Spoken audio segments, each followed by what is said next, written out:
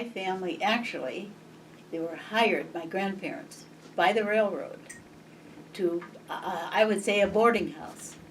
And it was right across the street from the depot, where the depot used to be, right on that corner, across from where, well, people don't know McElwain's gas station, but it was right on that corner.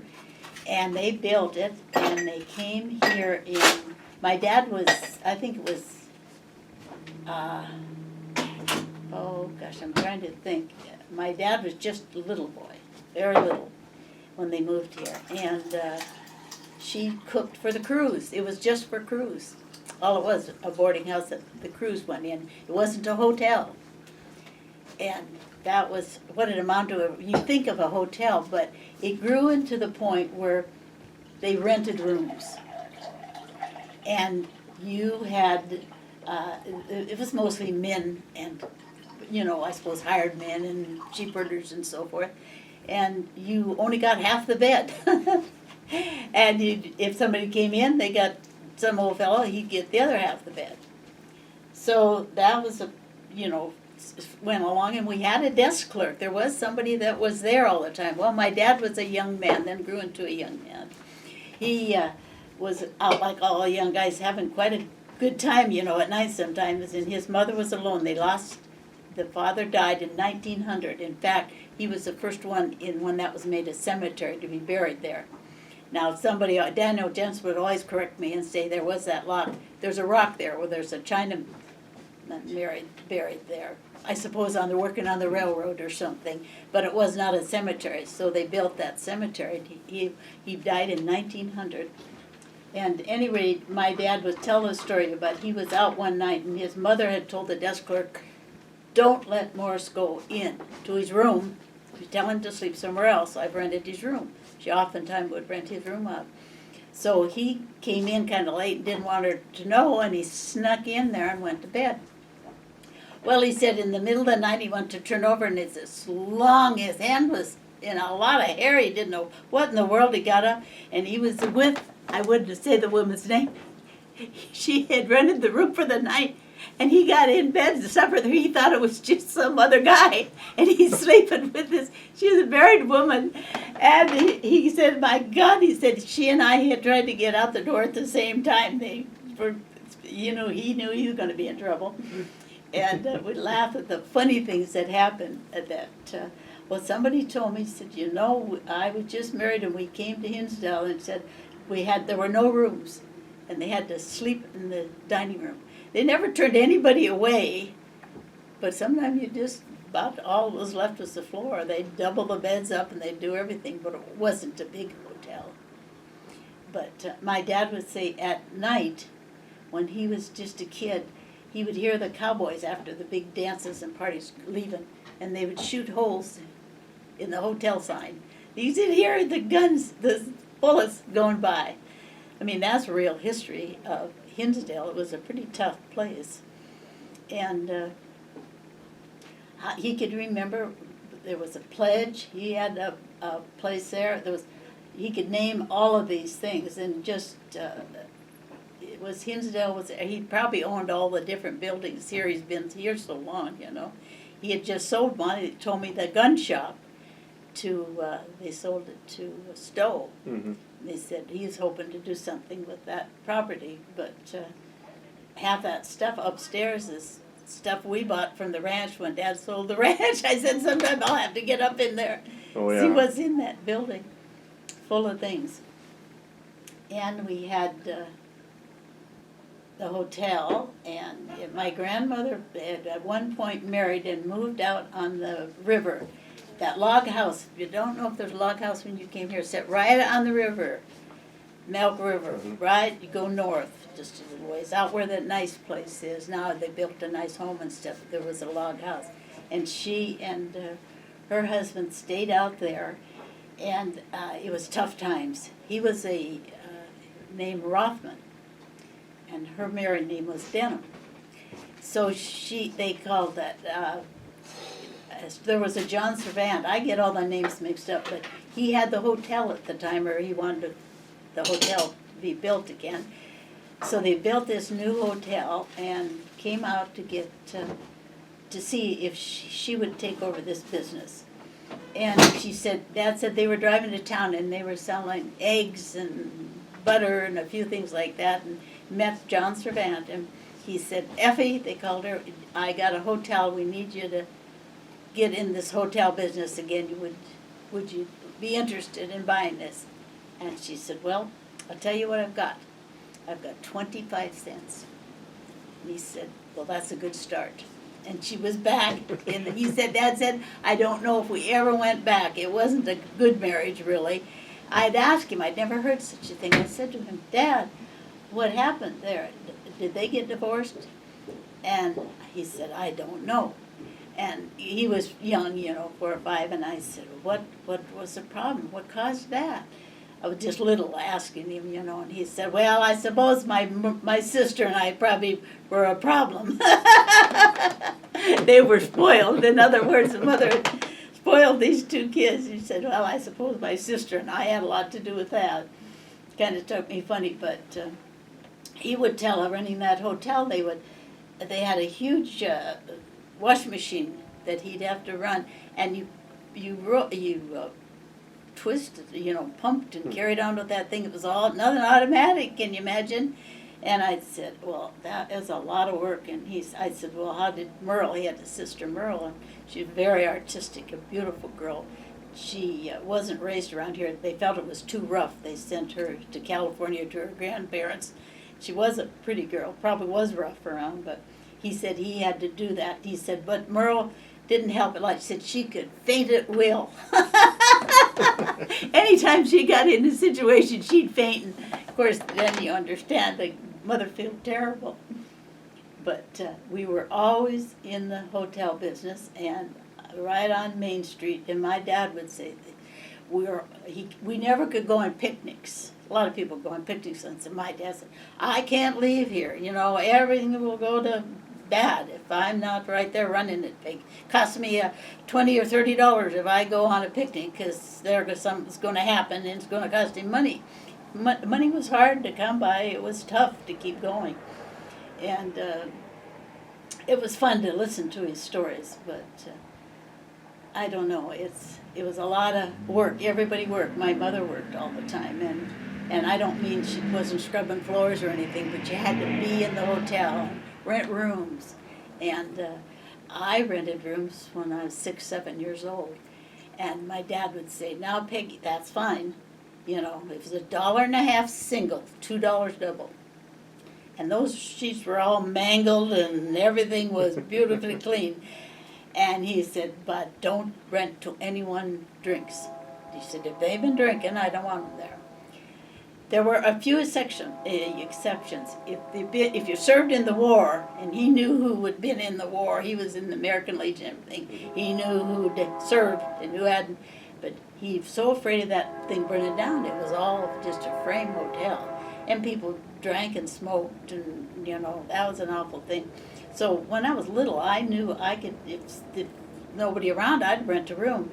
But I got to be evil eye at it. I could tell if somebody had a little drink or not. My husband later years used to say he couldn't go have a drink at all because he'd come through the door. I knew right away what he was up to.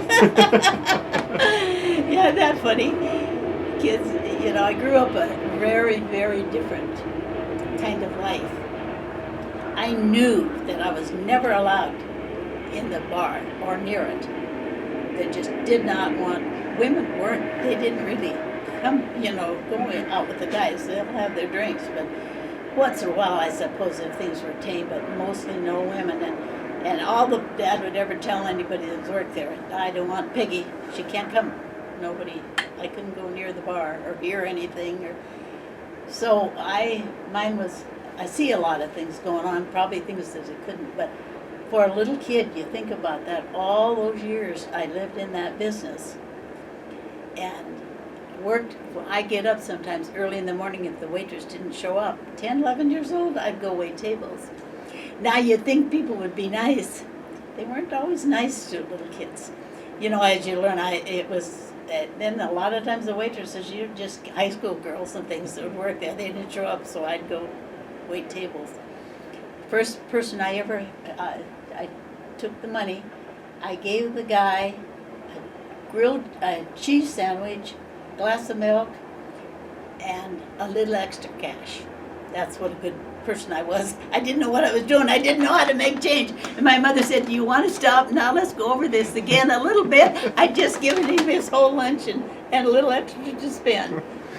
But that's the way kids learn, I guess. And I loved the whole thing. It was a wonderful, if there were things going on, it was there in the hotel. Anything going on in town. And the kids are laughing at some of the stories I have. One time, beautiful, quiet day, beautiful, sunny day. And there was some guy going kind of crazy. He came into town. He'd maybe been out the night in Borough 4 and hadn't gone home, but he was driving his car and he got on the sidewalks. And he was driving down the sidewalks and then go up and drive up. The other side had the wooden ones. He'd drive up past Western and everything. He was causing a lot of trouble. And my dad went out and was going to put a stop to it. And they got to a fight. And I mean, it was a fist fight. And everybody loved it. Everybody in town was there before it was over with. But my dad got the job done. And he was tough, But usually we had a sheriff always. But they were usually a retired man, and they couldn't handle some of the things that my dad had to handle, if it got real bad. There are stories probably I couldn't tell, but funny things happened. And this time he came out all right, but he was pretty well beat up. And my folks had a bedroom set where that real high backboard, how they get now that the footbed wasn't so high, but that backboard is real high. And we were quiet that day because we knew he was pretty well beat up. And we went in there and that bed had collapsed somehow in the middle of and he didn't even get up. He was just laying there with that headboard over. And he said, "Well, what else could happen?" He had to go to the doctor. He had broken ribs. And he was a wreck. Well, you hear all about that too, And it was fun to see your dad handle it. But anything that, the things that happened in that hotel, there's a lot of history and things that you wouldn't occur would be in a little town. Somebody on drugs, and in those days there was nobody on drugs. Well, a guy took the upstairs. He was causing a lot of trouble, and said, "We better get somebody." Well, the old fellow that was sheriff then could not handle it, and Dad went up, and I remember he got him down, and my brother and I were there, and see him bring this guy downstairs, a pretty scary deal. And he'd had a real sporty hat, the guy, and a cane, and he would hung that in the lobby there. So they took the guy off to the hospital or the sheriff or down to jail. They put him in jail. And my brother, he was kind of hungry devil. He'd put that hat on and the cane, and he chased me everywhere. I thought whatever the guy had, I didn't know what it was, but I didn't want to get it, and I was sure I'd going to catch it with that cane. That money. My brother was full of the devil. He's funny too, But he. How about the guy who lit his pants on fire? Oh yeah, no, that was another one. We lived in the hotel, and my dad had fixed the lobby up beautifully. They tiled the floor, and they had that old oak furniture with the nice, well, they thought that was old. They bought from Micah beautiful furniture and from Micah coffee table and stuff. And my dad always worrying, he'd take the money home at night in a cigar box, and he always had a gun. We were ready if something happened. My dad always said, gun, that gun is always loaded. There's never, you got a gun, it's loaded. And he said, don't take it out unless you plan to use it. He was, he was the sheriff, I guess, of the hotel. And this night, a lot of confusion, and I was a little tired of him yelling that all the time. We all lived in kind of the hallway there. It was the downstairs hotel, but we had it as our apartment. He screamed a couple times, "Who's out there?"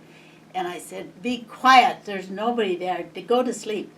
When all hell broke loose, the stuff banging and everything, well, a guy fell asleep up there on the couch, been drinking, had a cigarette, and laid it down on his lap and went to sleep.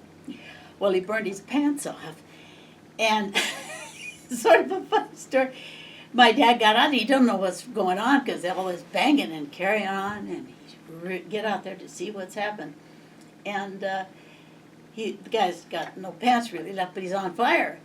And so he's yelling, Mildred, it's my mother, get a bucket of water. Well, what do you do when in the middle of the night you can't sleep? And we just had hotel rooms back there. It wasn't like it was the kitchen, and I can hear him yelling, Mildred, I said, get a bucket of water.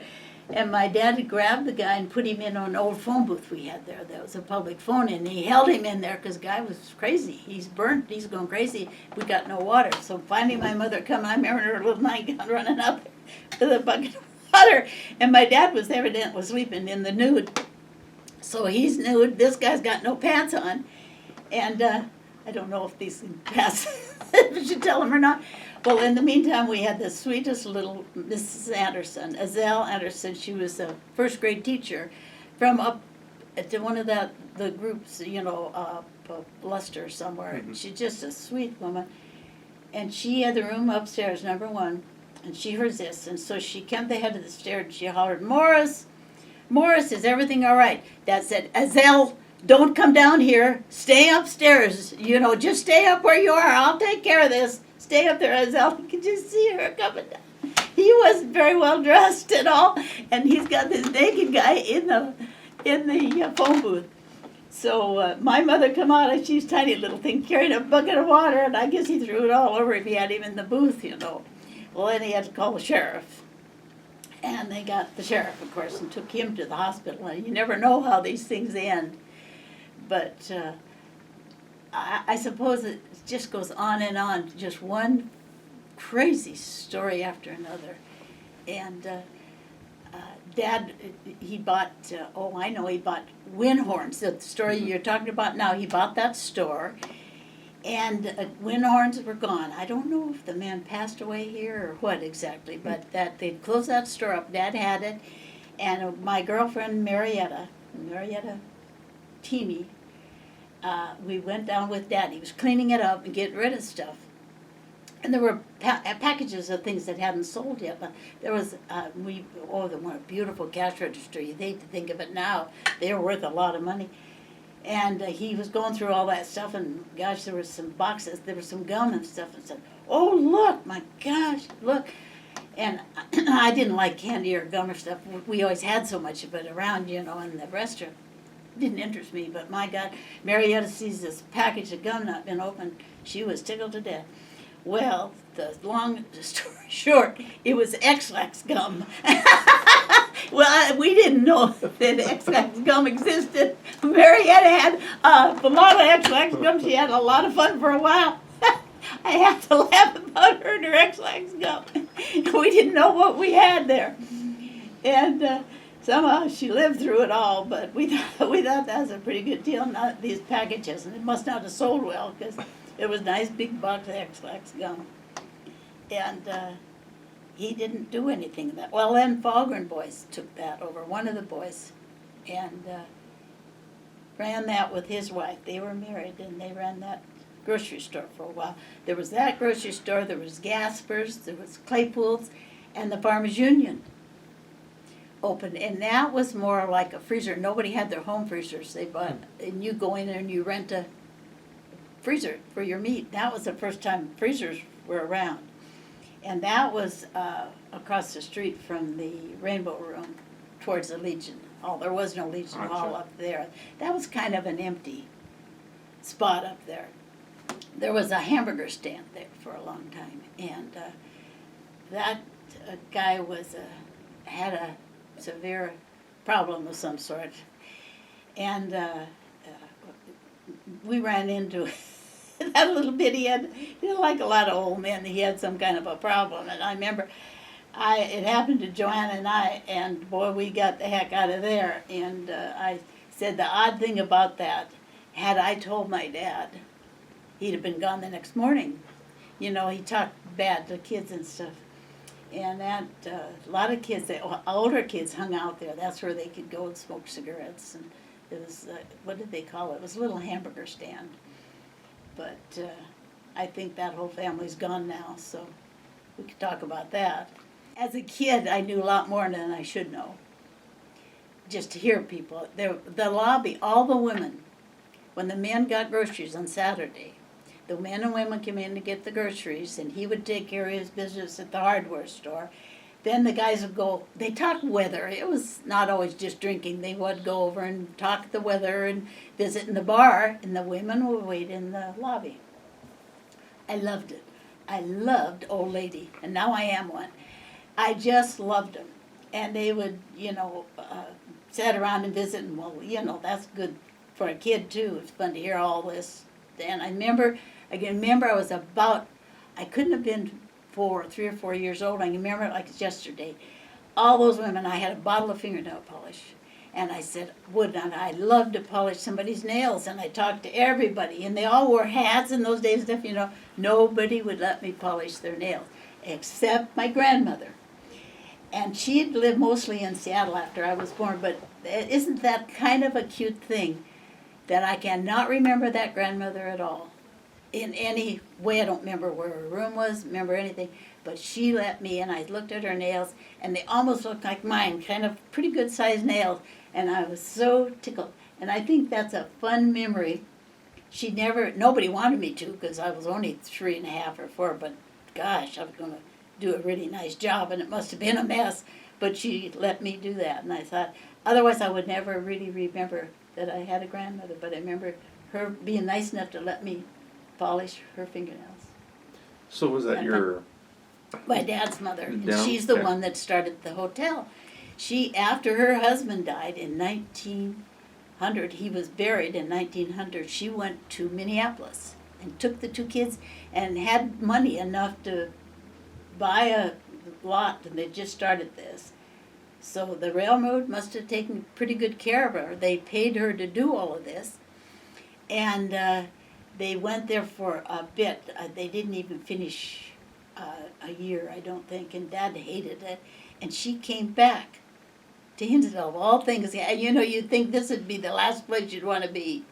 And she built we called it Oswald Walber House, but it's the one that they tore down there. It was kind of behind the post office. And that garage is still there, that old stucco garage. But she built that and started a boarding house again. She had one there again. And then she got back into the hotel business. What was the story I wanted to tell about? Buying the hotel from Jurgensen for 10 cents. Yeah, The for egg 25 cents she bought that. But another thing that was kind of a cute story. I'm trying to think about that. She went to town that day. Yeah, she bought it for 25 cents. But there was something else that was kind of a cute story. The things slip your mind. What? And I was always laughing about Peggy Rudder. I got to get back at Peggy Rudder. She always talking about beating up Monty Denham. That was my brother, and I said, I know that she beat up Monty Denham one time, but every time I turned it on, she'd beat Monty Denham up again. And I said, now I got to get back at her.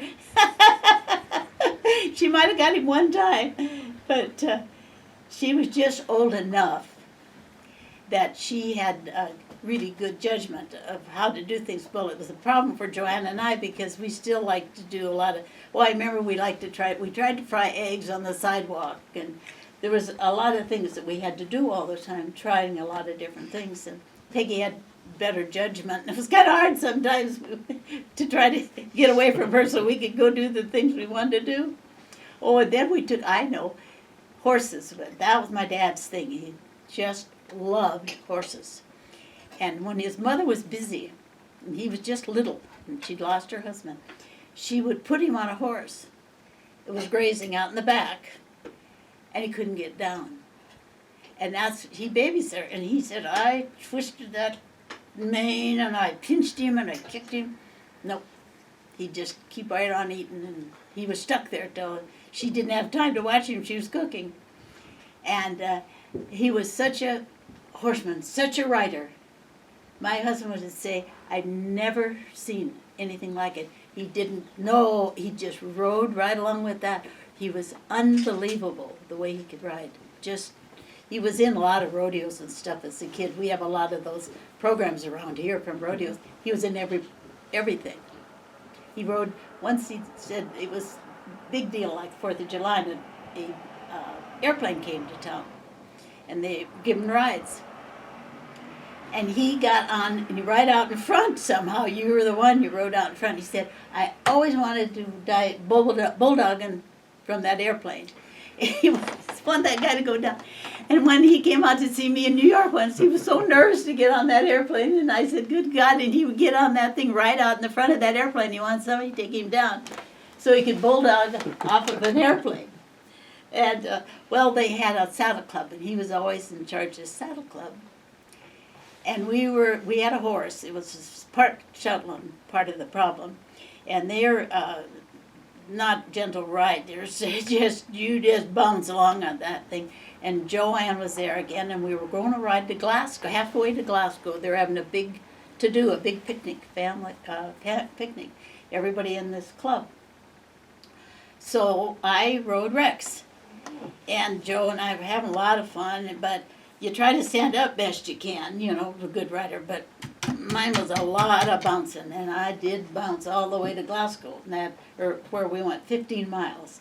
So all kind of by Buggy Creek then, or? Yeah, we must have gone now. I can't exactly tell you where, but the Glasgow came to meet us, and we had this big deal and go back. So my dad said, are you all right, Peggy? I said, oh yeah. Yeah, I'm fine, I'm going to go. I was 10 or 11 years old. We had our barn was right across the tracks there. And we got back, and he's out he's taking his stuff apart. He had a real pretty horse. He said, come on, Peggy, get off. Come on, let's go. And I said, I can't. And he said, no, come on, get off. I said, Dad, I can't. He said, what do you mean? I said, I can't get off the horse. That 30 miles, that did me in. And he come over, and he kind of cussing and mad, and he got me down, and I just went down on the ground. He had to carry me to the car. He said, my God, why didn't you say something to me? And I said, you think I was going to quit in the middle of this thing with Joanne? She's riding along just fine. Mine was, that little Shetland, he just bounced that whole way. I went 30 miles that day. And my mother said, what's the matter? And Dad said, well, I don't know what's the matter with her. She didn't say a thing. I can remember that yet. And it probably took me a couple weeks to get over that one. But we rode a lot, and we could always ride, but I was never a rider. I was kind of a fat little punk, and I couldn't get on either without awful. I had to get up on a rock or something to get on. I wanted my brother to jump on. He was this little half Indian, I think. And so one day I thought, I'm going to get on this horse. I'm tired of everybody laughing at me. And so I'd throw my leg, and I could get just halfway, and the horse turned around and grabbed me behind and pull me off. I never could. He wouldn't let me get it. I suppose it hurt him. I don't know, but I get his mane, and pull like crazy to try to get up. And we had a horse in our backyard at the hotel. Dad, he'd keep it out at Gosh's, Katie's dad, Dan Gosh, and I called him Gone Dash. When I was little, I could never remember his name. And we'd go out and get the horse and stuff out there. It was the nicest place. And they had a stream. You could drive into that stream, and my dad would wash his car. It was all rock and nice. And they had she had a underground, have you ever seen that where the guys put their milk in the water and stuff? He had a spring, like a spring house. And that was so much fun to go out there and see all that. And we'd sit on that. Dad would drive the car in there, and he would always, whatever he did, he'd put everything into it. His pants rolled up, and he was washing the car, and I was helping him on the other side. And I splashed different things or writing this was funny. I thought, so I found a rock, and I wrote Peggy across from one end to the other. And then I was going to just wash it off. And my dad came around, and it was a green Ford. I remember a 39 Ford. He said, Peggy, did you do that? And I said, well, what's the matter? Did I spell it wrong? I was probably just in first grade. I thought I spelled my name wrong. And he said he sold that car to Mr. Brown that lived out where Lloyd is now. They had a big garden and everything. I can't think of his name, but Mr. Brown. And Dad said, it said Peggy. The rest of the time, it said Peggy. I scratched it with a rock. Oh, my God. Never do anything to me, but he was shocked. you know, and I just absolutely had no idea that they wouldn't just take a hose and wash it off. Because he had used soap and. He was washing one other side and cleaning it, and I was just washing on the other side, thinking I was helping. But she got thinking about something else, and then I thought, well, I'll write my name. And we're standing in rock, you know, there, and so I just got in rock and wrote it big. I said, oh, whatever happened to that car, I'd bought it, I guess. And that was funny. And then one day, Marianne and I were together. She lived in the hotel at the time. Her mother ran the restaurant. So people would leave their cars on. Doesn't that sound funny? They could take the keys, but your car would be on. And nobody kept keys in their car. Mostly always just left them on. You didn't worry about losing your key because you just only got it when you sold it, I guess. All the cars were pretty much on. But if they were off, you could set and hold the starter down and put it in gear, you know, and it would boom, boom, boom, boom, boom, and it would back up, and then we'd roll down and hit the curb again. And Sundays, you know, well, your dad would have a fit, he found you, but everybody was usually resting. So one day, Mary and I were doing it, and Marietta and I, and so we went. Clinton Kreitz was Dad's bartender, and he had a terraplane. Have you ever heard of a terraplane? It's a big black car. Don't know if it was a terraplane. And she got in this thing. She's a little short girl. We weren't very old, 9 or 10. And she pushed this button. My God, the car started. And she pulls her into gear, and she backed up, and we backed away from the curb and did a complete circle and hit the back on the sidewalk, on the back.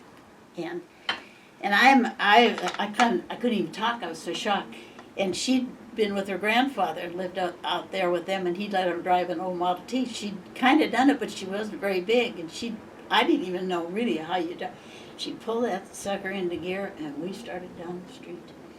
We headed for the flagpole, and she said, "Oh, I was excited. It is exciting, you know. There was nothing going on. A Sunday afternoon again. It's real quiet." And she said, "Peggy, what'll I do? Should I go around the flagpole, or which side should I go on?" And she cut it. I said, "Go on this side." So we went the wrong side, you know. Turned by the bank there. Meantime, we'd run into Mr. Hillman. The banker was coming. And I remember his head, he looked over, but he didn't know who it was. We were both short. Isn't that awful? And we went down then to the baseball field. And I said, "Oh, we got to get this thing back." Well, when we got back to the post office, I thought she said, "Well, oh, no, I got to practice," she said, "before I pull in again. I'm not sure how." Now, we're not going 20 miles an hour, 15 maybe, you know. And we went way out north. And all the approaches were muddy. And said, "Oh, my God, what are we going to do?" You know, and I'm worried it's the devil because I don't want them to find out I'm there. So I said, "I'll get out." I decided at that point, quite big ditches. I said, "I'll get out, and I'll tell you when to stop, start." So she just worked. We worked and worked and worked. We got that car turned around, go back home. And then I'm still wondering why we didn't just park it down by the Catholic Church and go down to the river or something and come up the other way and have nothing to do with it. But no, we just figured, no, we know we're gone. And we come from the post office. When I turned around the corner, oh my God, there was the sheriff. Oh, anything they could get. They didn't know what to do. Somebody stole Clinton Kreitz's car. And my dad was there, who was probably the worst one you want there. And my mother and Marietta's mother, and she was kind of romancing the bartender, Clinton, so that Marietta had been in that car a lot. It was kind of like a stepfather. And anyway, that kid, she had a lot of guts. She turned around and she just stopped right there in front of all of them, all those people waiting. And we got out. Well, I didn't need to get out. The door opened on my side, and my dad got me. And the way I went, and I didn't get out of my room for a week. He was so bad.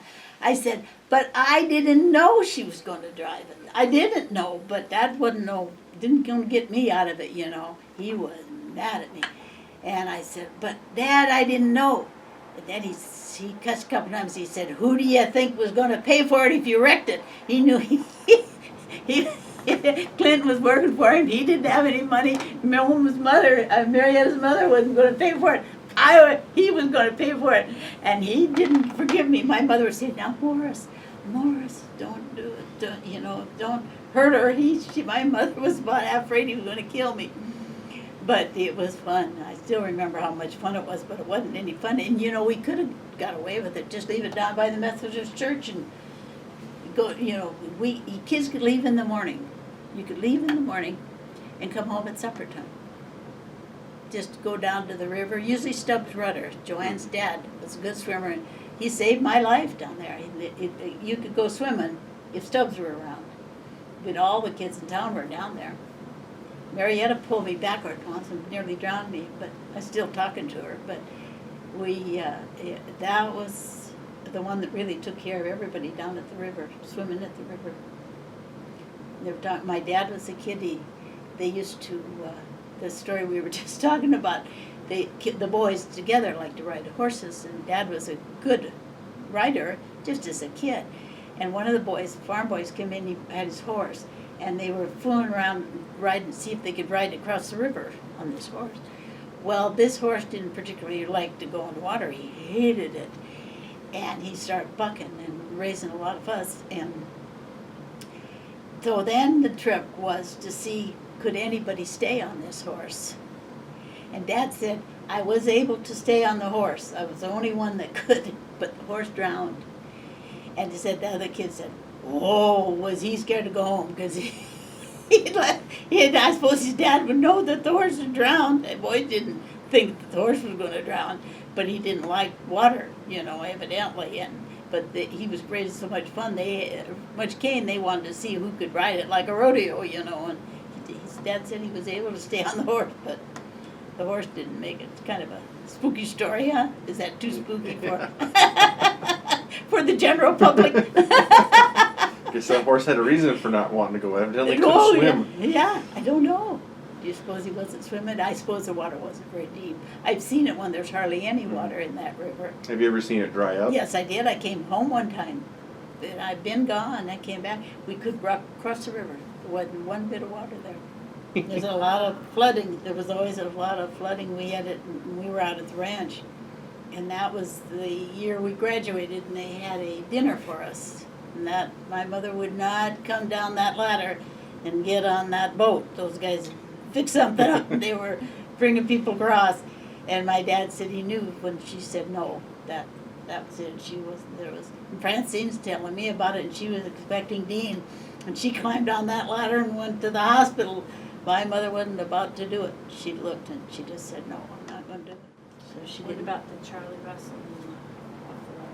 Oh, yes, my dad, he was a deputy at the Dempsey-Gibbons fight in Shelby, did they say? Yes. And that was a big highlight of his life. And Markles put out a calendar with a picture of these. And they would stop at night and build bonfire and tell stories. And Charlie Russell came.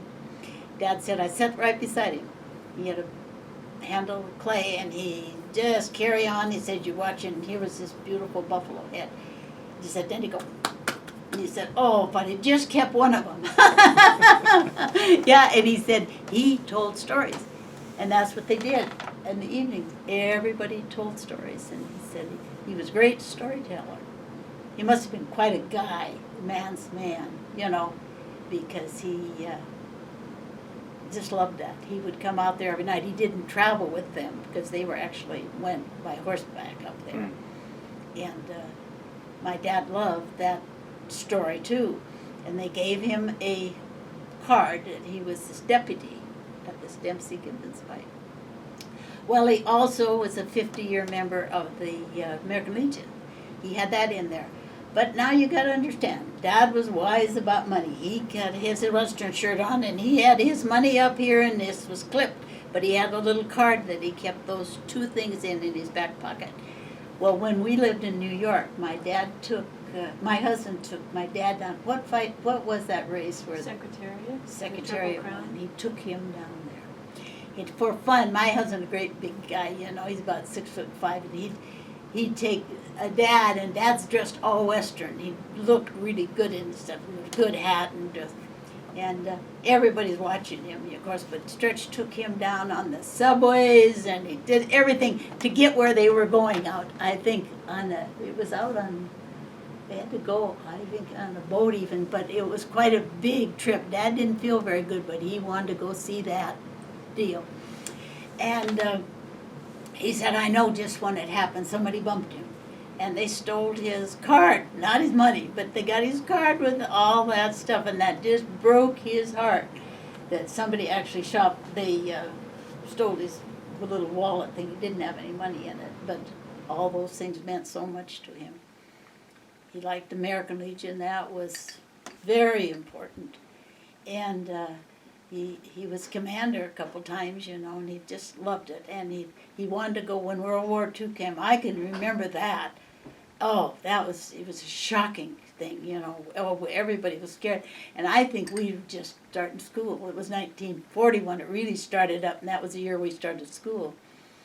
And then when the Japanese bombed Pearl Harbor, I can remember my dad at the radio, and they would always get real close, and he had that on, and he wasn't going to miss a thing. Roosevelt said he loved Roosevelt. And I was tumbling, I kind of remember, behind him and laughing and talking, and he turned around, and the loudest I've ever heard anybody, he yelled, "Shut up! You're going to miss Roosevelt, see." My dad never yelled at me. It scared me so bad. My mother said, "No, Peggy, he's very worried," and she'd soothe over this thing, got it over with. Well, that's the beginning of the war as far as I was concerned, because I didn't have anyone in the war to worry about. You'd see little things, a poster at the post office scare you with a big swastika on it. I got worried about that a little bit. But I wasn't affected. But the day the war was over, my dad opened the bar, and he put any liquor he had, and he got any liquor he had anywhere, and he was out on the bar, and everything was free. Well, people that would never take a drink were in there. Everybody was in the hotel that day. The school teachers were, I can remember them laughing about it, pouring drinks. And and my dad was staggering. He was not a drinker, And I said, "What is going wrong here?" And my mother said, "Now, Peggy, that war's over, and your dad's quite excited, and and everybody's having fun. Everybody in town was there, and nobody walking very straight." I remember that to me, so I said, they talk about when the war started and where it ended. I have two memories. Is that a funny thing? And my dad yelling his head off, scaring me to death when it started, and getting kind of crazy, when it was over with. Everybody, and everybody was so patriotic. We had tires, but we didn't even have a spare tire. It didn't go to Glasgow very fast. We went 35 miles an hour, never any faster. And my brother and I fought all the way, so the slower you went, the more fights we had. But it was gas. If you see it burn gas, you'd go faster than 35, and he did not go faster than 35. They saved everything. They saved, and Mr. Daly is our superintendent, and he dished out the stamps. That was a big deal. Everybody gets stamps. They had little Joe Perry ran the pump house down here for the railroad, and little Joe was a little Italian fellow, and he only ate canned tomato soup. Well, you got stamps, you only got so many canned things you could have, and Joe was in tough shape. He tried to argue with Mr. Daly. Well, Mr. Daly he didn't go to the service. He was Mormon. They didn't go to the service, and he really was feeling bad about this all the time. So my dad would try to pick up his spirits a little bit, so he'd send Joe, he said, just go on down there. If Daly wanted to, he could give you more stamps. Don't you just go ahead and just go tell him. I said, you get more stamps. Well, of course, he couldn't do that. And I'd tell Mr. Daly about it, and he laughed, and he said, yes, and he sent Bill Mix. Bill lived right across from the cemetery, and he dug graves. They dug them all by hand, and I don't think they ever called one off even in the winter, not to my knowledge. That guy would go out there and dig those graves. And fun, a lot of things were, I knew so many inside things, I suppose, being in the hotel. you know everything that was going on in town and everything. But they would have wakes at the homes too, mainly the Catholics, if there was something going on. Is that a good enough story to tell about? Well, Mr. Jacobs died, and Mrs. Rudder wanted to send a cake down. Everybody would go down there, so Joanna and I were about 10 or 11, and we took the cake down there, and it was very cold. It was in the fall. And I can remember what I was wearing even yet. And Mrs. Jacobs would say, "Girls, come in." She grabbed us. I thought we were just going to give them the cake. Well, there was people all over in that place, all the, elderly people and all. So when we were if you just touched us, we'd giggle. I didn't know what I was going to do with myself. And she brought us into this other room. They had it set little lamps and everything, and there was the coffin and Mr. Jacobs. Come see Mr. Jacobs. I didn't know what I was going to do. I'd never seen anything like that, And I got Jo under the arm and got a hold of her. And she was a good little Catholic girl, and she kneeled and I kneeled, and we both, and I'll never forget it. We're right there, for two young girls. And when we got out of that place, I'll tell you, we ran fast as we could, and we laughed and laughed. It was all stress. We were just overstressed. And to see something that we heard about, but we'd never seen her, and had all those old people sitting there watching us. Everybody's got a bad face on, and we were it didn't take much, just give you a little poke and you break down laughing. And I suffered from that all my life. In high school, the big teacher, Mrs. Luck, said, "Peggy, I'm going to give you a minute to go to the assembly and collect yourself." Somebody had said something, it tickled me to death. But I had a great life, a lot of fun, nothing. I used to wonder what people were unhappy about, You go driving around and learn to drive. I got an old car and beat up old. It was a Pontiac, about a 29 Pontiac. And we'd always lived in the hotel. Well, when we moved out there, then I was stuck for a ride to get to school. There was no bus then. So my dad bought this car, and he'd had a nice yellow convertible. He thought it was a pretty thing. Red leather seats and beautiful. And I came walking up the street from school, and there my folks sitting in this old car grinning, and I said, "Well, where'd you get this old wreck?" And my mother said, "Well, he bought it for you." And I said, "For me? It's beautiful." I was sure tickled. I thought that was a good car. Well, did we have fun the next few years with that car. You could see the inner tubes. The old tires, we didn't go very fast, but you needed a good new set of tires. Eventually I got them, but one didn't have trouble. When you're young like that, we could get some guy to stop and help us, get our tire changed. But it was a Pontiac, and the lug nuts were opposite. They ran backwards for some reason I don't understand, but a lot of guys had trouble getting those tires changed for us while we waited. Isn't that funny? One night we were going home. I never did know how to change a tire. We're in this Cadillac driving along, and not Cadillac, Dad's Mercury convertible, and my mother, she's never crazy about it, but she was cold. And I said, Dad, he said, "You ever learned to change a tire?" And I said, "Well, no, I never did, but I'm just waiting." I said, "If I could have one, when you're along, so you could show me how to do it." I am not kidding you. Thump, thump, thump, thump, thump. There we were. It was cold, and how it can get here in this. It was convertible, never warm anyway. And there we sat. And my mother said, "Well," and Dad said, "You want to learn now? Let's get out and let's do it." And we had to do it. It was out right by the bridge there. And I said, "Oh, it's too cold." I said, "No, you want to now? Just come on, get out." And my mother said, "It's your fault." She really believed.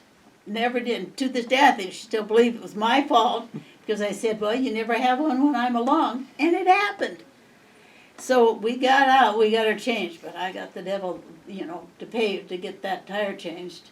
Never. I don't think I ever did change one on that other old car we had, but I don't know that I'm not going to brag about it, but I never had too much trouble with tires in my life.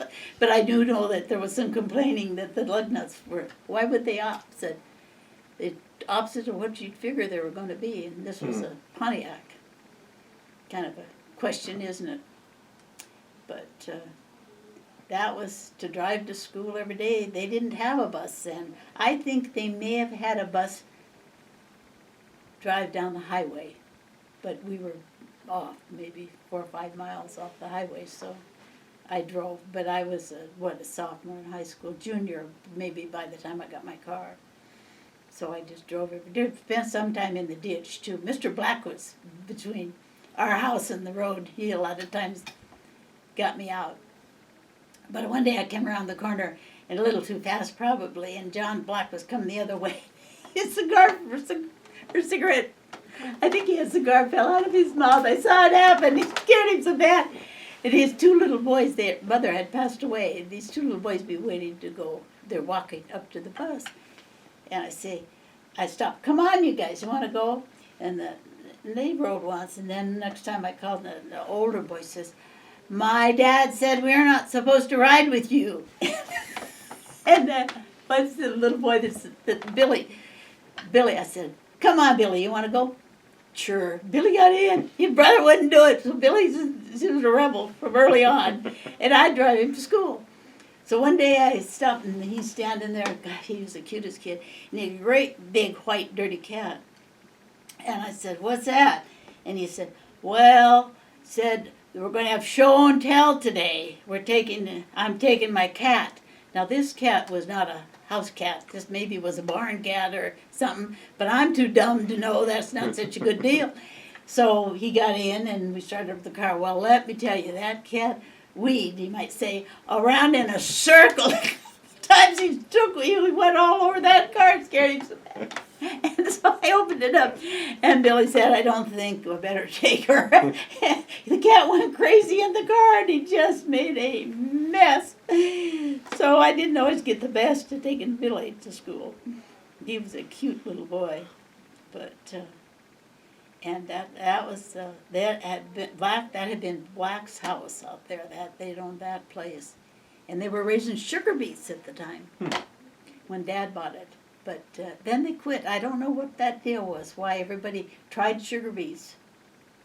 Well, I know that there used to be a plant in Chinook that you could take them to, and they would process them They here used and to ship them put out. them here, the piles, great piles. But they had to hire people to come in. And mostly those people below the border there. And they lived in granaries, and it was not a good situation. But the big families, and they'd have their wives and kids and the whole business. But I only remember 1 year that we had it, and then Dad raised hay. He liked hay and cattle. He liked Black Angus before he ever had them. He had Black Angus cattle. But I always wished, to tell you the truth, that I just bought the hotel myself or let him give me the hotel. That was home to me. It was just in the midst of everything, and I liked the whole thing. Can you imagine your house just filled with everybody on Saturday? All the women were visiting, and it was just a great place to live. It was interesting and fun, and my mother let me have a lot of leeway to do things and wear what I want to wear, and have a company come. Joe liked to come over. We could go upstairs and we'd pick out a room and spend the night in the different rooms, and then she could eat with me, and that was fun for her. And I ate at their house half the time because it was home cooking, so I was down at Joe, and she wasn't to be giggling and carrying on at the table. So I had to sit by Stubbs, and he was pretty rigid. And Joe would go out in the kitchen. They had a swinging door, and then she'd peek out through that door, and then I'd get a fit of giggles. And she had 4 daughters of her own, but that's the sweetest woman. I just loved her. And I was there half the time. I was always knocking. They'd be doing things and saying little prayers, and they were strong Catholic. And she'd come on in, Peggy. I was there half the time. Isn't that funny? And I get that. A lot of little old ladies I visited a lot. And there's the Ole Johnson and his wife had that little place. She died quite early, but I would go down there a lot, and she made homemade bread, and he grew honeybees and raised honeybees, and so I did homemade bread and honeybees and with honey on it, and I loved it.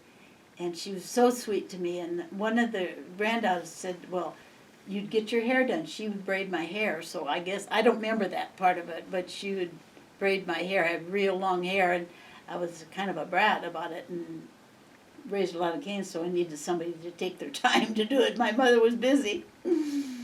And I love that. And that's the funny thing, you know, as happy as you are with meeting these people and knowing them, as I grew older, went by there all the time when I was in high school, and I never stopped.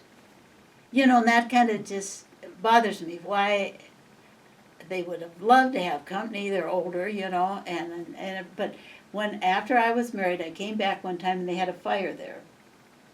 So my mother said, let's go, kind of, they'd put a lot of water, how they do sometimes, and she was a sweet, sweet little Norwegian woman, just the sweetest.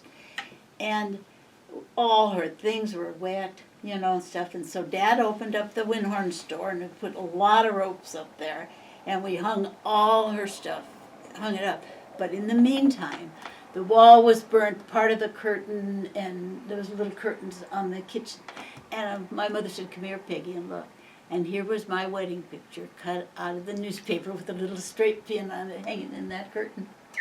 And it almost, and now where was I all those years I was in high school, didn't I stop and see how she was and stuff. But I have such good memories of a lot of people like that. I was a talker, and I loved to go around and visit everybody and see what was going on, and I was used to it because I was in the hotel. I wasn't shy, you know, knew too much, and of course they all probably got a bang out of that. And I'd go to Sunday school a lot of times, and you know who was so sweet to me? Darlene. I want to stop and see Darlene Jones. She was Nelson then, and her mother was just a sweet, sweet woman, and she would talk to me. And I would tell her all kinds of stories that were going on there, and I suppose she got a bang out of that. I can remember some of the things I said, and oh gosh, but I was not a shy kid. You could get anything out of me, you know, tell different things that were going on, but you try to remember. I tried to remember what happened to the bandstand. And we were different things like that. Well, we played over there on that bandstand. It was great.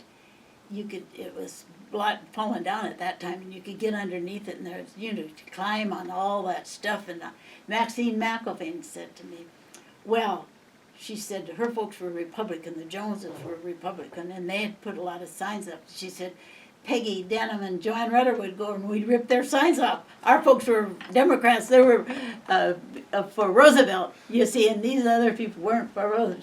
She kids us, you know. And funny things, you think Mr. Western ran the store, and I'd say to my dad, I need some jump rope. I need a jump rope, Dad. He said, go get it from Fred. You know, he'd go tell Fred. I knew what was coming. So I go and say, Mr. Western, I need a jump rope. Well, I'll tell you what, we've got a lot here. He says, you come on in. He didn't have anything to do, and he was having a little fun. And there's this front, all this rope, every different size you ever wanted with a knot tied in it. And I said, where does that go? My God, it looks to me, China. He said, all comes up, that hole come right out of China, all that rope. So he said, well, what size do you want, Peggy?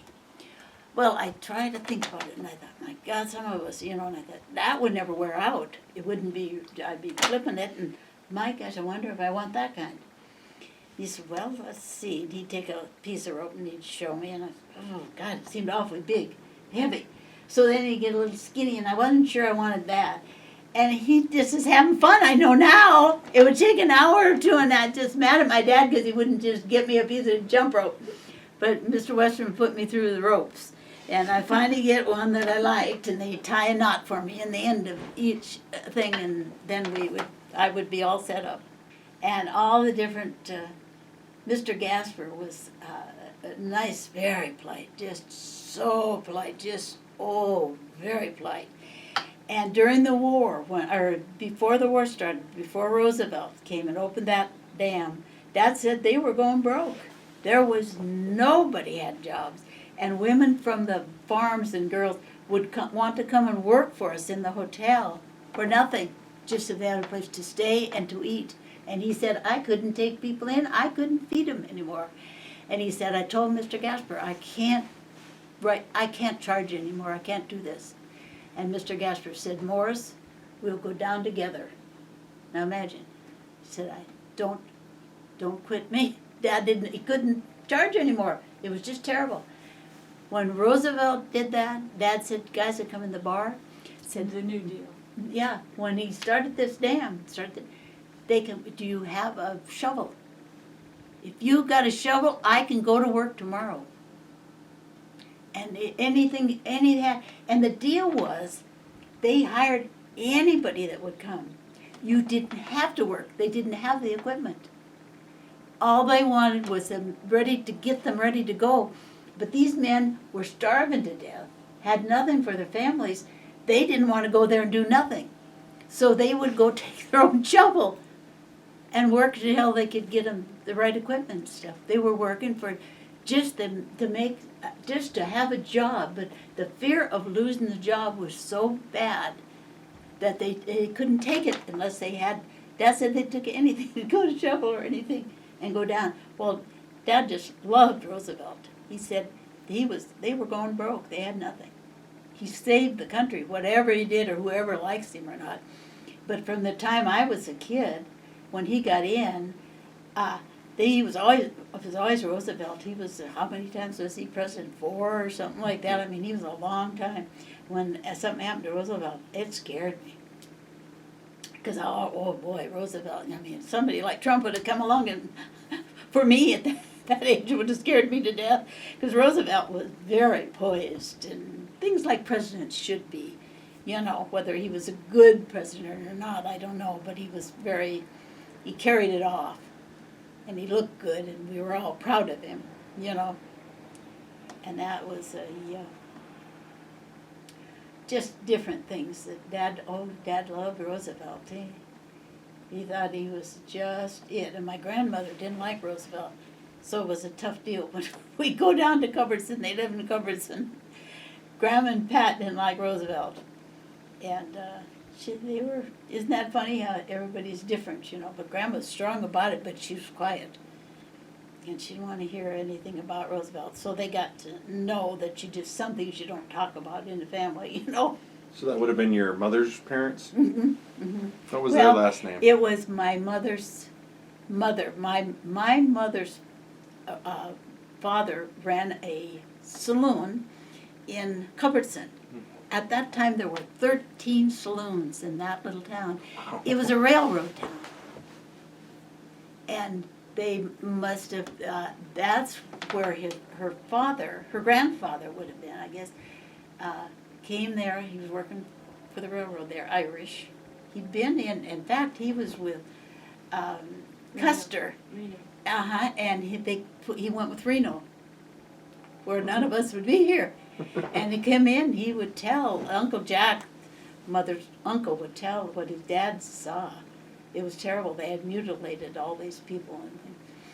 But we went down there and we couldn't find the name at all. It was Shields. His name was Shields. And my mother's maiden name was Stevens. And there's a Stevens, I think, up at Scobie and around that owns a lot of stuff. That was the brother. Was his brother. There were several Stevens. They had that Footprints of the Valley, if you've ever read it. Some woman wrote in there, she said, oh, those Stevens brothers, they were a bunch of wild ones. Well, that one would have been my grandfather. But they was down in Culbertson. And he had a good friend, ran the bar next door. And he divorced his wife, and he got to drinking and raising Cain. And my grandfather, he came into his place, and he said, no, and you've had enough, just go home now. He took a gun out and shot and killed him. So my mom was just 3-4 years old. She never knew her father. And that was her stepfather, then Pat Gould. He was a highway patrolman, actually. He was a border patrolman here. And he used to border, they bring liquor over from, that was his deal. I don't know what he did. But mother came just to visit them. She was going to school in Minot, I guess. It surprised me because they never tell you these things. I read about it later. And she came to spend just a couple weeks in the summer, and she met my dad, and he was running the hotel then. And and she was 19 years old, and they eloped. And my grandfather, her stepfather says, oh, she knew so many nice men. They would always laugh about it later because they did love Dad, you know, but he was 14 years older than she was, you know, but ran a saloon, and maybe that attracted her because her father had died in the saloon business, I don't know, but he was a really good-looking guy and carried himself well, you know, and I guess that he liked the look of her, and they ran off and got married. Kind of funny, but spent a lot of years. She worked right beside him, and she was his best friend. Never, he said when he come home at night, he didn't have to argue with her. You know, she met him, and she worked right there beside him, and I never ever saw him have an argument. Ever. Only time I ever saw trouble is I came out into the lobby, and they were talking. My mother was crying, and my dad said, but I've got to. He wanted to go to the Army. And boy, he wanted to go. He wasn't going to. And she said, but I can't run the hotel without you. Whoa, Mildred, we're called upon to do a lot of things in our life. But this one, you've got to buckle up now, and you're going to have to do this. And she was about 5 foot tall, just cute, sweet little thing. Morris, I can't do that. You can't go. Well, we've all got to give up things. We've got to do it. Well, I think he was 44 or 45, you know, too late to. August Anselite went, and he was Dad's age, and August was in the Seabees. Well, August had little problems as time went on, but Dad stand up for him like crazy because August went to war and he didn't. And Dad was in charge of the American Legion. Well, the 4th of July was coming, and he had to be in charge of the parade. He was in charge of the rodeo. He was in charge of everything that was going on, and he working himself to death to get this thing ready to go and run the bar. So August's job was to get the band for the dance that night. Dances were very important in those days. They would stop for at midnight for dinner, and you know, having nice meals, and everybody came to the dance. So Dad got all dressed up to get into 10 bar, and here come everybody from the dance. They don't come till after 11:30 or so. Here they come, the dance just got started. So what's the matter? He said, oh, we can't dance. He said, August hired a one-man band. Had one guy, you know, pumping the drum and then blowing the mouth organ, and I just couldn't imagine all these guys wait for these dances, and they get down there and they got one-man band. Well, Dad said we had to hustle around to get a couple of old ladies out of bed and stuff to play the piano and somebody to play the fiddle, and they went on with the dance. But I always thought that was the funniest story. He said, get down there, you're all ready to go, and here's a one-man band, one guy giving everything he got, but it wasn't getting the job done. And I thought that was so funny. But I don't know if I told good stories or enough history, but the teachers that would come to town, all the different teachers, and you have a lot of them, their big complaint in life was the water. Always they were mad, you know. I can remember they lived in the hotel and they'd rent a room, and there wasn't anybody that wasn't about half mad about the water all the time. But they hired a lot of young teachers. And it was not the most desirable place, I imagine, for a kid coming out of college. You're going to end up here, you know. But so they didn't get always the best teachers either. But they were a big part of the community, you know. And eventually a lot of them got married, and that's the water they got the rest of their life. But it was not water anybody wanted. Yeah. Well, the railroads, now they're talking about getting rid of the streamliners, you know. I don't know if that's still going on, but wouldn't that be awful? You know, you gotta have railroads, really what made this country. They started Hinsdale down by Tampico. They came up here because it was closer to the source of water. So they could bring it, they had the pump house, and then there was a big water tower. I always saw that water tower, and you don't even think about it. That was for the railroad. And my friend Marietta, there again, could climb up on that thing. I couldn't do it. I had a fear of heights. She was got me in a lot of trouble, but she never got me on the top of that water tower, I'll tell you. But that was, and a lot of the Montana Power was big around then. They brought the electricity through, and they had a lot of, Dad loved the Montana Power crews because they rent a lot of rooms and ate in the restaurant, and, you know, it's hard to make a living that way in those little towns. $1.50 to single, I told you, $2 double. Now we go down, it costs us a couple $100 for a room, you know. They do give you breakfast, but it isn't that big a deal. And, Do you remember the old Hinsdale phone company? oh, I loved it. The first place I ever talked on the phone. And they had the phone, the building's right down here that boy lives in it, Mogan. Oh. Pete? Pete Mogan. That house was the first phone Huh. building. And it was up across from the Tribune across, I don't know who lives there now, they're from out of town. Yeah. It used to be Tuttle's. And that little house is one Francine and Daniel first moved into, when they moved into town, I think. That is a cute little, it didn't even have a bathroom. It was just a small place, but it had a couple rooms. And I went over there, and I could almost tell you that woman's name. She was the phone operator, and I'd never talked on the phone. And she said, well, do you want to, Peggy? Go in the bedroom. And she had a phone in the bedroom, and she used this switchboard, you know, and she called me on the telephone, and I talked on the telephone there. We didn't even have a telephone in the hotel. Eventually, they put a public phone booth. That's where the fellow was on fire. Dad threw him in there and shut that door to keep him from running too, because he was on fire. He was burning when he got him. And but that was the size. We never had a phone in our apartment. And any call came, somebody would call us sometimes, but we didn't really use it like that. But my dad during the war would call his sisters in Seattle.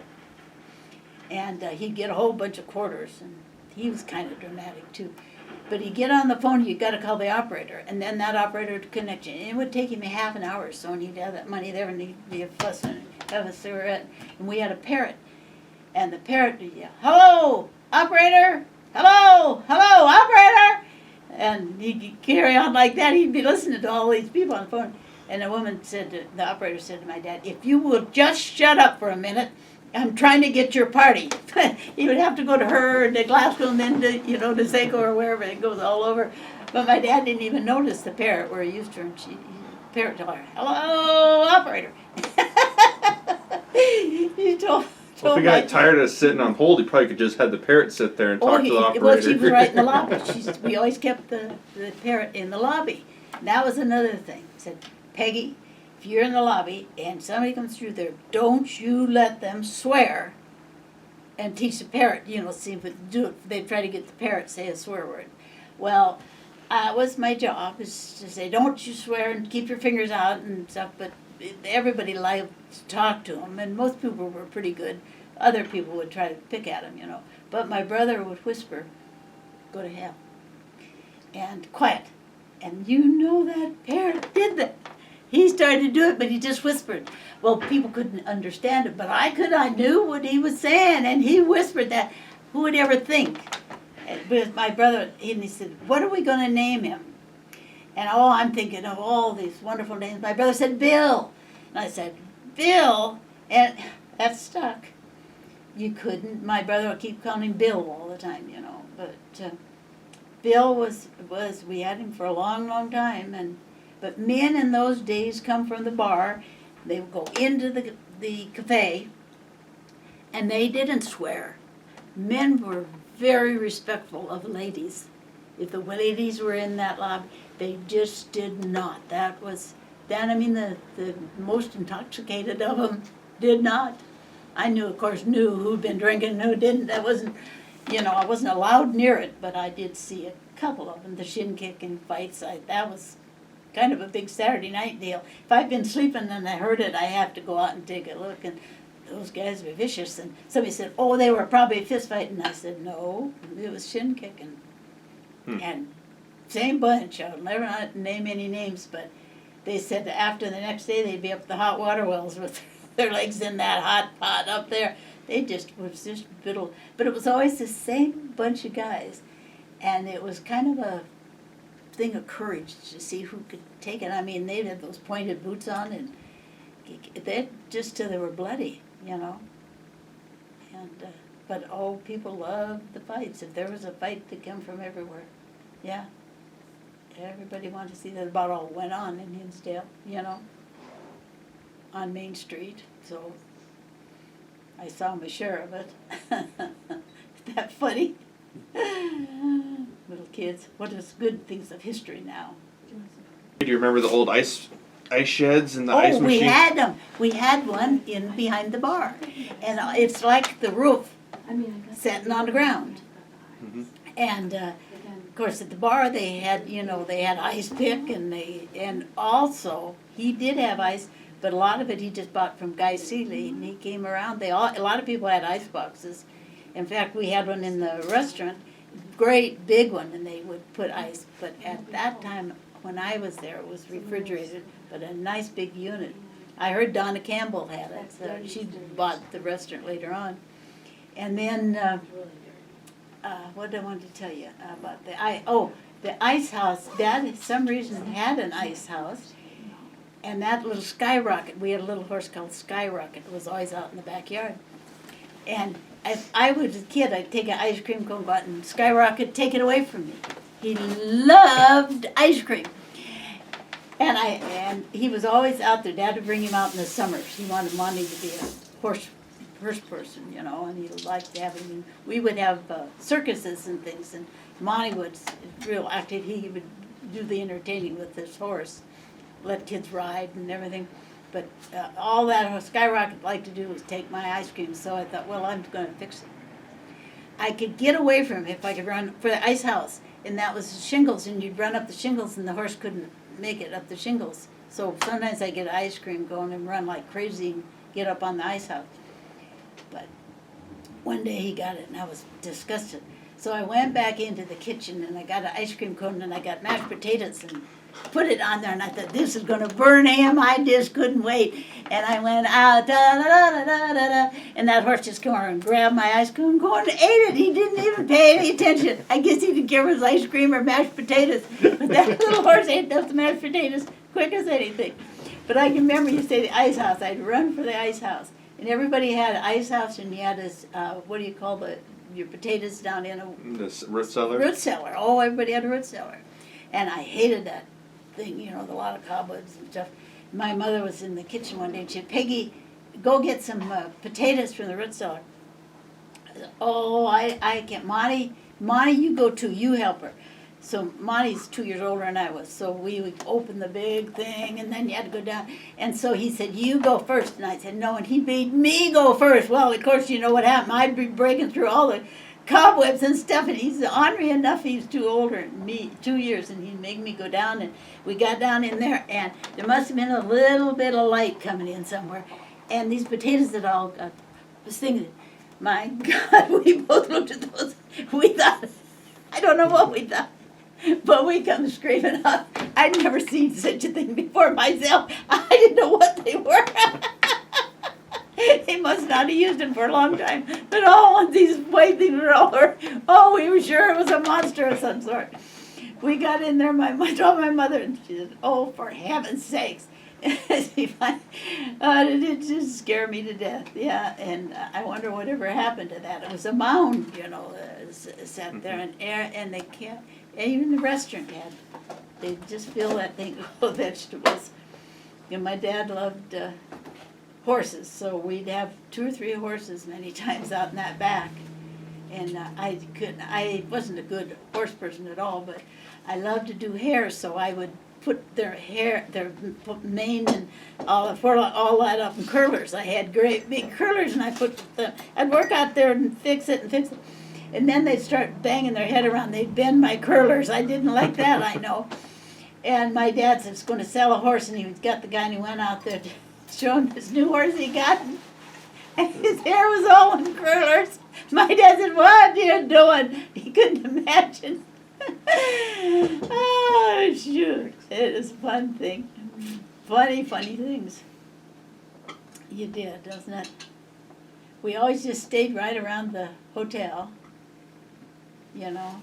But I say it's fun for kids. We play kick the can, and we would. The one thing we did that Mr. Western didn't like this deal. We'd get on tractors and combines, and we'd like to set up on them, you know, and steer and stuff. And he was good, but he a lot of times if he could just put a run on everybody, because we were all sitting on his equipment and playing. We'd play kick the can and all that sort of. Nobody had to do anything till you had to get home after dinner and then get home. You can't stay out very late.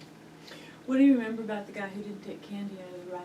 He would eat it. Yeah, well, I don't really heard about that. And he thought lived down by Bowdoin or one of those places, an old guy, and he would come into the, But wasn't it the guy that was no, out here in Zortman? And somewhere out around there. Dad called him, can't think of his name. But he couldn't believe it. He'd come in there to visit, and they had big barrels of candy, you know, penny candy and stuff like that, and he would leave the wax paper on, wax paper wraps, and they said, no, wait. Goes, what the heck, I could almost say the name. Says, you gotta take the paper off. He said, oh, no, he said, they stick to your teeth. he ate it with the wax paper on it. Those little candy, kind of like candy kisses, they'd be penny things, you know. Funny, another funny story about those old fellows that bachelors lived alone. And he was over Eula and Parm Gosh's, and he was having dinner, and she was an excellent cook. You know how some people are she's a really good cook. She made raisin bread, and they were having dinner, and he kept taking them out and putting them inside his plate, and she said, what's the matter? Don't you like raisins? He said, raisins? I thought them was flies. He was polite enough to keep eating the rest Yeah, of he it. did. He just took them out. He didn't pay attention. He just took them out, and he told him, don't you like raisins? He said, raisins? I thought them was flies. Yeah, that was Eula and Parm, gosh, and the cute little farm couple. And lived tight all their life, you know, careful, and she canned everything, and she was a good cook. And they, about the time the war started, they retired, and they needed a car. Do you know, they couldn't get one, the only one they got was a convertible. And there was this little pot, he did, you know, make a garden, he had a convertible, the last thing he wanted, but I'd never seen a convertible. It looked pretty sporty, and she was just a sweet little old lady, and they'd be driving around in this. Must have been about the time they didn't make cars, you know, and finally they got a convertible, and he was ready to buy a car. He'd never had one, and he got himself his convertible. They never put the top down, of course. Parm and Eula. And she would, she was a sweet woman. She'd bring my mother candy and things. I remember boxes of homemade candy for Christmas.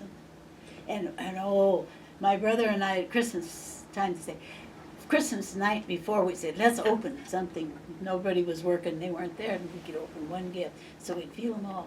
And we'd find Eula's, because it was heavy.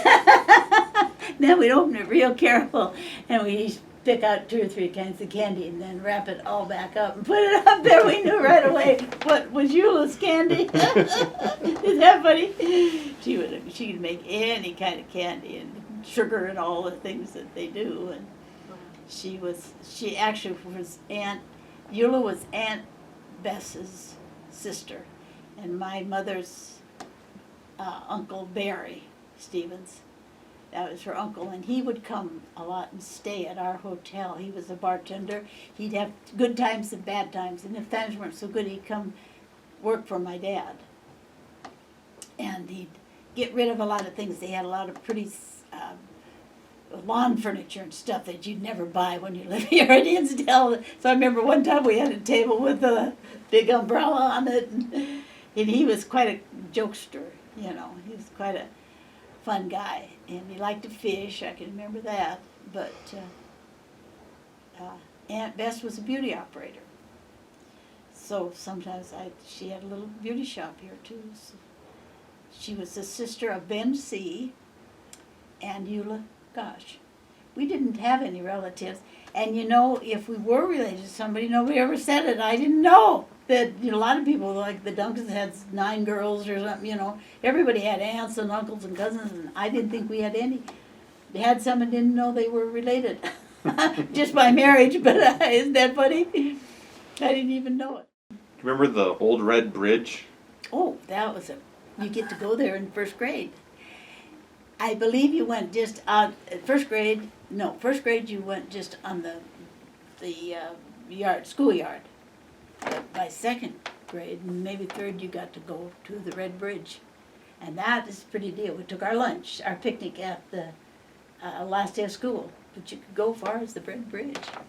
And we'd eat down underneath that Red Bridge. And gosh, for us to go as kids after we got older, wow, we'd go to the Red Bridge all the time. And that the tree they talk about there, you know, as you head out there, there was a fence, there was a road, and there was a lot of before the water. Now it's completely back. There's no fence. It's washed away the tree. Well, my Aunt Bess was an artist, very good, but I don't think sold a lot. But she came here once and spent a summer, and she painted that. And I have that picture of the red, or the on the way to the Red Bridge. But and my dad said, oh, the reason she painted that was on my mother's homestead. So I've often wondered if she sometime took a homestead besides that, you know, you wonder, and they said you can go down to the courtyard. I'd like to look, but I know he said it. I heard him say that. But you wonder, he said, no, the reason she did that was the house that was on our homestead. They never lived there. But I think you could take out a homestead or something, because the only place they ever lived was out by the river or in the hotel. But he built that house, that other place, but I never was in that house. Isn't that funny? I was in every house in Hinsdale. At one time or another, I was a visitor. You know, I was going somewhere all the time. And I don't think I was ever in that house. That's where Charlotte Wobber was born and raised. Well, I don't know where she was born, but lived there always. It was Wobber's house, they called it. Mr. and Mrs. Wobber. And Joanne and I went over to see Bob and Charlotte. And talking, we did all of the, you know, telling all the different things and stuff. And we spent afternoon there. We had the nicest time, and Charlotte was just healthy as could be to us. And Bob had some problems, maybe. I don't know what his problem had been just then. He'd once broke his ankle or something, but we had a nicest afternoon visiting Bob and Charlotte. And I think probably a couple weeks later she got sick. I think she was sick before they ever went to Glasgow. Mm-hmm. They said that they were going to take him down. She'd gone, I guess, to Billings or something. She had a stroke. I never did hear all that happened, but we had a nicest visit with them. And they both looked good shape. Really, she looked not at all. Yeah, I had a good visit with them last year and interviewed them. And did you? Yeah, I know those interviews. I watched all those interviews. Bob had some good stories about Monty. Oh, my brother, and he told Bob says, Monty, shoot. He had said, Monty said, I don't want to kill somebody who just wants a bologna sandwich. He could bring himself. Well, I don't think Monty didn't have that in him anyway. He couldn't have shot anything. He wouldn't go hunting with my dad. And he did, and he hit a duck one time, brought it home in a box and tried to save its life. Yeah, I fed it. He was not a hunter. So I went with my dad always hunting. And, you know, but I said, my God, if he'd lost me or anything, I'd be still out there. I was young. I loved to go hunting with him, you know. And he says, one time we were out hunting. He always take friends. They had to all go hunting. So we all were out there, and I'm just along, talking all the time. And he says, my God, they said, there's a game warden, Morris. They said, oh, geez, how many we got? Well, they had a couple extra ducks. So he says, Dad, give them to me. And he ran up and he threw them in the gutter, or up in the culvert. And I couldn't hardly stand it. And here come the game warden. They were all laughing and talking, and I wanted to tell him, but we got more ducks up there. And it was hard to repress myself. That was the way I was, you know. It would have served my dad right. You know, I said, oh, my God, I still remember how close I was to telling him those ducks, there were some other ducks up there. I wasn't very old. I mean, I can remember yet thinking I should do this because this isn't right. And I didn't do it, but it's bothered me ever since. Still does a little bit, but we loved to go hunting. And he would go up north always. He'd get that green Ford that I wrote my name on. So the day we were going to go, my mother fixed extra special, and she'd make mush and fry that in mush. She ever had fried mush and side pork. Well, lo and behold, I've had a bad gallbladder since I was 2 days old, I guess. And I'd eat that stuff. It was so good. We'd have fried eggs and side pork and this fried mush. God, thought it was great. And we wouldn't get very far out of town. And it seemed like the road went like this. And my mother didn't drive. That was her other little problem. And my brother was smart about it, but he couldn't wait. So, Monty wasn't feeling good. And he got out and the left side, and he was up chucking. And I got on the right. I'm up chucking. My mother said I wasn't feeling any good myself, any too good myself, and the dog got diarrhea. He bought this real nice one through the sporting catalog, and the dog was sick. My dad said, well, isn't this fun? He bought brand new. He always had the best. He sold stuff in the bar there, and he had all kinds of guns, and he got his bullets and all his stuff, and everybody's vomiting. And it just could not. Well, then, if we did it at all, Dad'd say, I want to go just a little further. I'd like to go up to the crook in the road. Mildred, you drive. So my mother she barely saw this jewel. She'd put it together. She never did get it out of that. Monty would sit in the back and say, well, this is sheer fun. Aren't we having fun? And he could have driven it, he wasn't very old, but he's 2 years older than I was, so at any rate, my poor dad and his hunting trips. But every time he went, we'd all get sick, but this day it was particularly on everybody on every side of the car. My mother said, and I didn't feel any too well, but I didn't do one thing about it. She just stayed quiet because everybody else was up chucking. The dog had diarrhea. I guess he didn't get anything. Yeah, he did love to go hunting, and he loved it. He went to, one time he went fishing down to Vandalia Dam. So we always get a pack of lunch and get everything ready to go. He's all for go. He's got fishing hats. He's always had the best, they're selling, and he loved to get it. And he got a brand new rod and reel, and everything is beautiful. And he got out on the dam, and he gets this thing, and he goes, whoosh, and he threw the whole thing over the dam. It got away from him, and he threw all his new equipment. Went over there. He said, well, we might as well go home. I don't know, I've often wondered if anybody ever found all that equipment. Brand new. Brand new, he threw it right over that dam. And that's the only time I ever remember being to the dam. Is that funny? You hear about Vandalia Dam, but I don't remember. We used to take a boat. He had a boat for a while. We could go as far as Vandalia Dam and then turn around. But he said, he and Pippin, he was a contractor. He'd moved dirt and stuff. I don't really know. They lived up by that barn across the street. But he bought a big boat, pretty big boat, and it was nice. And my dad had a big motor. He didn't have too big a boat, so they thought one day to put the big motor on the small boat and see how fast they could go. Pippin and Dad, and I remember my mother standing, we were watching it, and they went and they just went straight in the air and turned over and turned upside down. And my dad went in, he said, into that mud in the bottom of the river, and that was the end of his fishing hat. He had a hat with a lot of different fish things on it and stuff, and he said it's buried down there in that river somewhere. Well, of course, my mother thought my dad was going to die, and she started bawling and carrying on, and my God, I'll never forget it. She was so, my dad was her whole life, you know how that is, and no matter what, he was right about everything. And she would try to protect you. He had a little bit of a temper sometimes, and she didn't know who to go for then. She would try to protect me if I got too bad. I broke the top of the convertible one time, and I heard a lot of words about that. But she said, well, Peggy didn't mean to do it, Now, Morris, take it easy. This is not something that she did on purpose. And how it is when you're a kid, and we had a carload of people.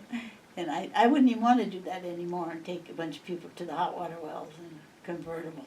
You know, it scares me to death to think about it. Somebody fall out or have a wreck or something. But it's sure fun then. Life was the ball, really. Want to know the truth? Yeah. Did you guys ever go up to Genevieve? Oh God, no. She's one to tell me not to tell. So that was the one I just received the message. It's true. Don't want you to tell that story? No. Okay. No. I've heard plenty of stories about Genevieve that were I've never been there before, and I'll never go there again. Yeah, that's enough, yeah. It was a terrible situation. And I've forgiven the other person involved, okay. So, when you went to school, it was in the old two-story school? It's the only thing. First two grades on the bottom floor, and the third and fourth, the next one, and then you start up the stairs. First you go up the left side for the next grades, and the other side, and that big kid's coming down. And oddly enough, living in the hotel, the older kids kind of scared me. You know, they could talk to little kids. They said they'd talk, but come to me, I didn't want anything to do with them. I wasn't sure about big kids. You know, isn't that funny? And I know that the big kids went up the stairs, the older kids, and I didn't like to be around them at all, really. But it was just a wonderful place. You know, who would ever think of? And we graduated from there. Mm-hmm. And we had the little gym. They didn't play basketball there then. We had the school plays. That was one of my things. I love the school plays. Then we had the big gym. And they'd fill it up all the time. Well, everybody, not as much now, but that was the thing everybody was involved in. You know, the parents all came and they're all interested. But I think even more so with Stephen being coach when I was here before, he said sometimes I'd get in trouble for some things he'd done. You know, how they treat, they're quite conscious of what happens to their kids. And I said, he told me now, I said, now Mom, I'm going to coach Whitewater, Saco, and Hinsdale, and you'll have people from everywhere on you. Do you know what your son did? He said, well, I'm so glad I could do anything that it didn't bother me, you know. But it was fun to watch it. I just loved it. I went to one in Fraser, was it? No, Fraser's. Where the hell is Fraser? Nashua.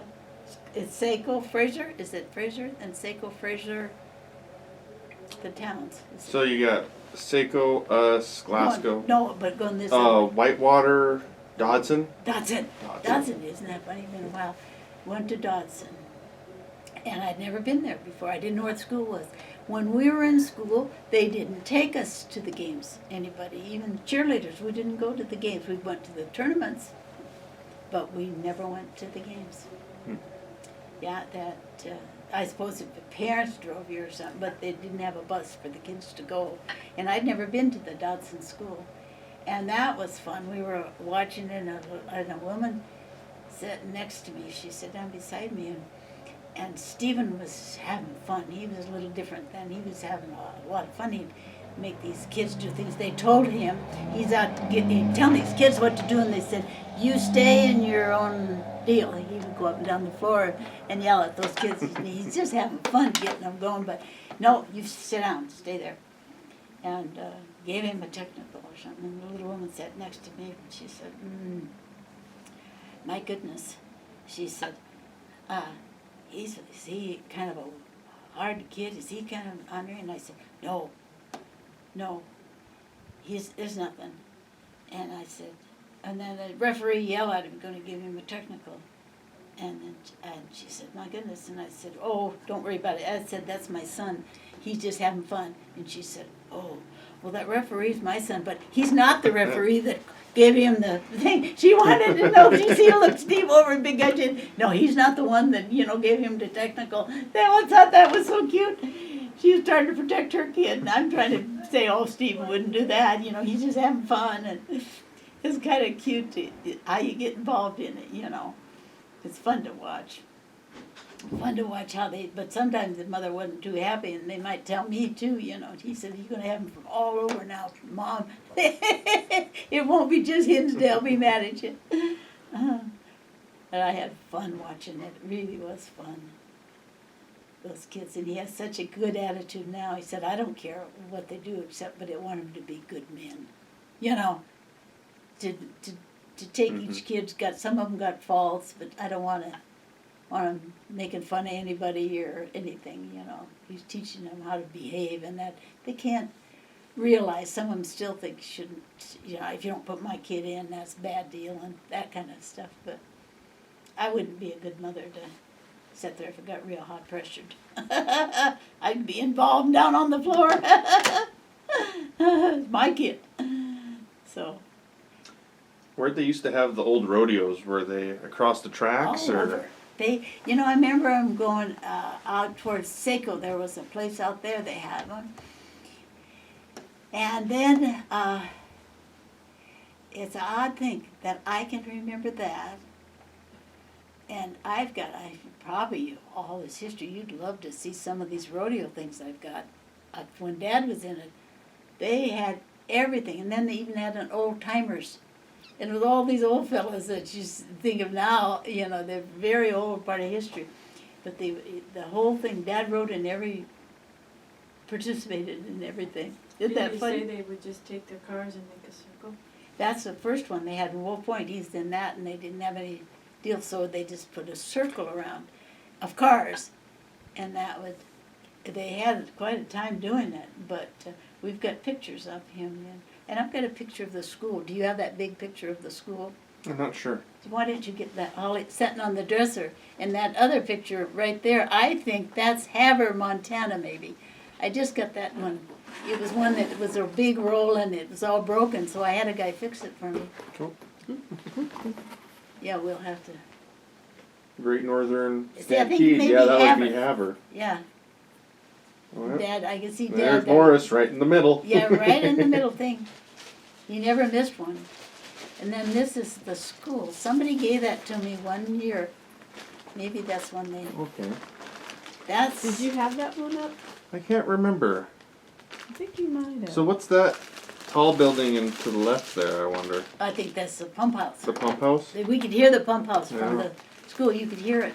And yeah, that was back before they had any of the additions on, wasn't it? Because then they added what's now the library and the shop and all The that library. stuff. Oh no, there was not a shop. There wasn't a library. But they did add the big gym. We didn't have that at first. And then somebody said that was to give people jobs. See, that was built in '29, and then they built that thing on later on. But That's I pretty always kind of remember it. I think that should be in a museum or something somewhere, some of that stuff. They have a lot. Don't go telling Peggy Cornwell and Kitty Lou that. They might take it off your hands. Well, Peggy knows that, Yeah. Well, there is a lot of stuff that they put down there that somebody took a whole bunch of pictures down there, and they said, well, I won't tell you the name, but they said that was theirs, but there wasn't.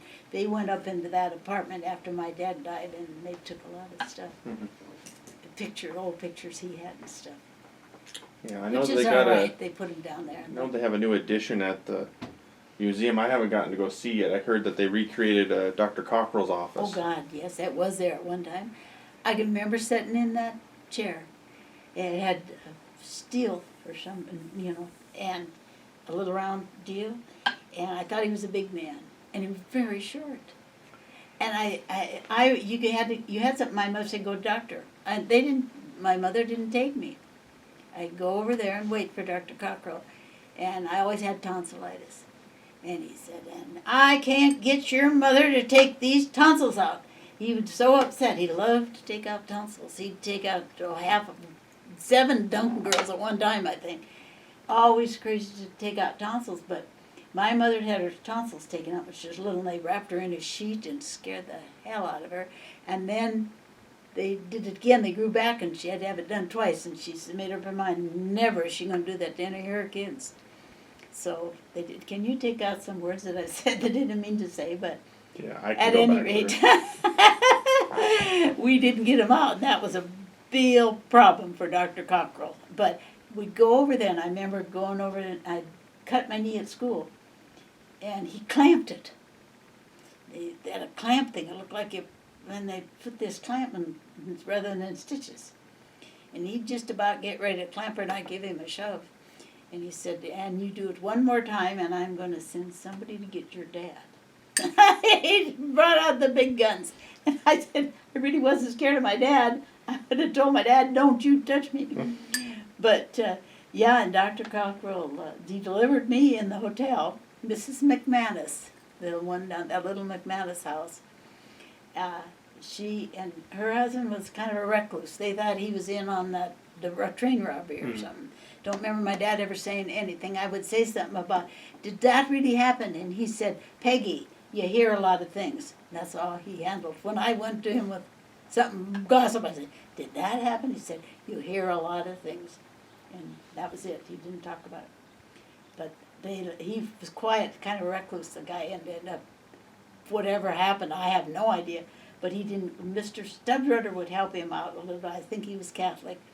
And he would go sit down and see about him. And he had some horses that he kept out in the behind their place.